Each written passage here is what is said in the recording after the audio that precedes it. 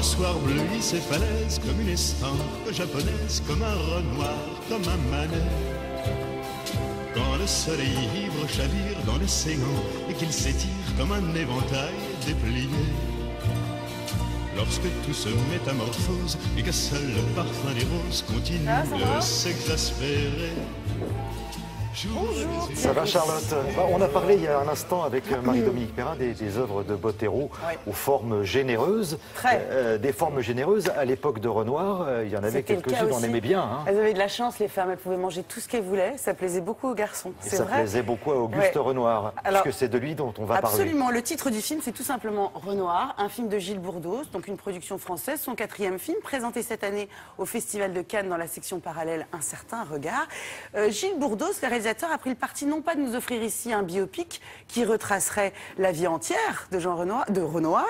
Jean, c'est son fils, on va en parler après, mais de s'intéresser au crépuscule de sa vie, les derniers mois d'Auguste Renoir. Ils sont difficiles, hein. Très difficile. On est en 1915, il a une maladie, la polyarthrite. C'est-à-dire que c'est une maladie qui touche absolument toutes les articulations, qui les déforme et qui fait atrocement mal. Et malgré cela, il a continué à exprimer son art et à peindre avec des bandelettes. On voit tout ça très bien dans le film, mais ça le faisait atrocement souffrir.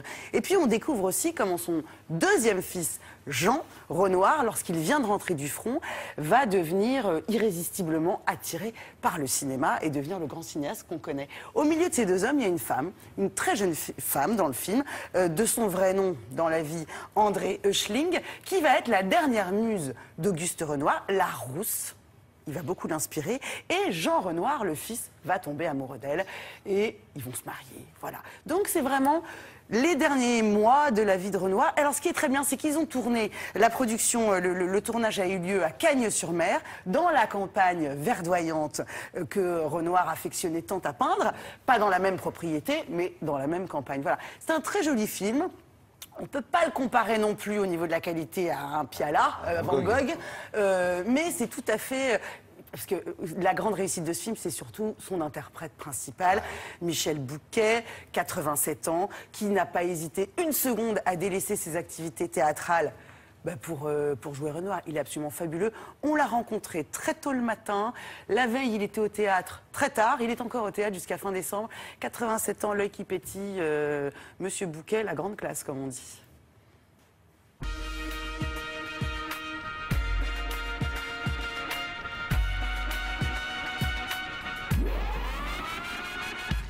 Bonjour Michel Bouquet. Bonjour. Un mot sur Gilles Bourdos, le réalisateur. Qu'est-ce qui vous plaît dans son univers artistique, dans sa manière de raconter les histoires au cinéma? C'est le scénario qui m'a complètement séduit et le personnage, évidemment, de Renoir, qui est un personnage très intéressant. Et ensuite, je me suis rendu sur le lieu de tournage et j'ai trouvé un lieu paradisiaque, complètement magnifique et qui correspondait très exactement au monde qui pouvait enchanter Renoir. Tu peins de plus en plus vite.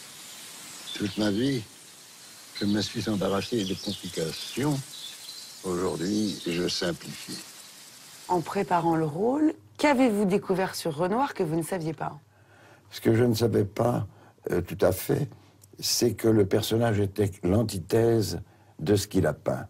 Il a peint toujours la volupté, la chair, la beauté de la nature. Et lui est un personnage de souffrance et d'abandon complet à son art. Des touches, encore des touches, les unes dans les autres. Il faut que ça baise. Alors, j'ai vu que c'était quelqu'un d'humble, qui se considérait plus comme un ouvrier de la peinture que comme un peintre, mais c'était aussi quelqu'un d'orgueilleux. Très orgueilleux, oui. C'était comme une sorte d'être tout à fait extraordinaire, comme un dieu. On lui attachait les pinceaux. Avec des bandes. Oui, avec des bandes, parce qu'il ne pouvait pas. Et on lui préparait sa palette, on lui mettait des couleurs différentes, etc.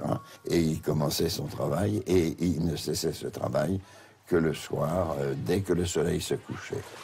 Je te mets du noir? Mon petit ami, chez les Renoirs, on se refuse à broyer du noir.